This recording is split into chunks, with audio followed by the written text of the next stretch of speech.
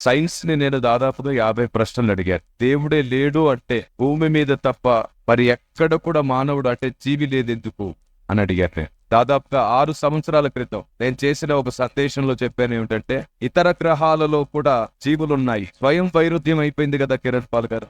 మీరు రాసిన పుస్తకంలో మీరు చెప్పిన దానికే మరలా మీరే కౌంటర్ వేసినట్టుగా లేదా అనేది ఆ ప్రశ్న యొక్క ఉద్దేశం. అలా ఏం కాదు.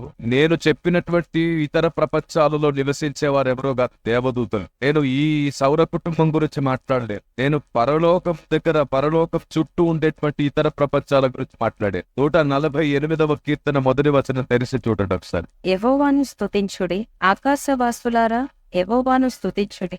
ఏ వాసులంట?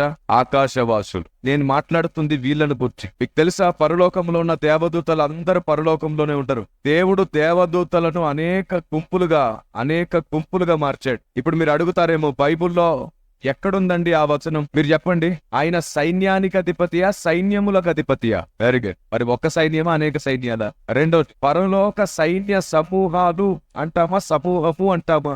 ఆన్సర్ మీ దగ్గరే ఉంది. కాబట్టి దేవదూతలను ఆయన అనేక సైన్యాలుగా మార్చాడు, అనేక గుంపులుగా మార్చాడు. వారందరూ పరలోకంలోనే కాదు, వారు నివసించే ఇతర ప్రపంచాలు కూడా ఉన్నాయి. దేవుడు వారికి నిర్ణయించిన దినమున వారు పరలోకానికి వస్తారు, దేవుణ్ణి స్తుతిస్తారు. ఆ దినం అయిపోగానే తిరిగి మరలా వారి బాధ్యతలు, వారి పనుల్లో వారు వెళ్ళిపోతారు. యోబు గ్రంథం 1వ అధ్యాయం 6వ వచనం, 2వ అధ్యాయం 1వ వచనం కూడా మీరు చూస్తే అక్కడ ఏమనుంటుందంటే, దేవదూతలు యెహోవా సన్నిధిన నిలుచుటకై వచ్చిన దినం ఒకటి తటస్థించెను. అప్పటి వరకు ఎక్కడికి వెళ్ళారు వీళ్ళు? వారు దేవుని సేవకులు కదా, దేవుడు అప్పగించిన పనుల్లో బిజీగా ఉన్నారు. 2వ అధ్యాయం 1వ వచనంలో కూడా దేవదూతలు యెహోవా సన్నిధిని నిలుచుటకై వచ్చిన మరి ఒక దినం తటస్థించగా అంటాడు. మనకు కూడా ఆదివారమున మనం మందిరానికి వెళ్తాం, మిగతా రోజులు మన పని, మన బాధ్యతల్లో మనం ఉంటాం. అలాగన్నమాట. సో దేవదూతలు ప్రత్యేకంగా నివసించే ప్రదేశాలు ఉన్నాయి, దేవదూతలు ప్రత్యేకంగా నివాసం చేసే ప్రపంచాలు కూడా ఉన్నాయి.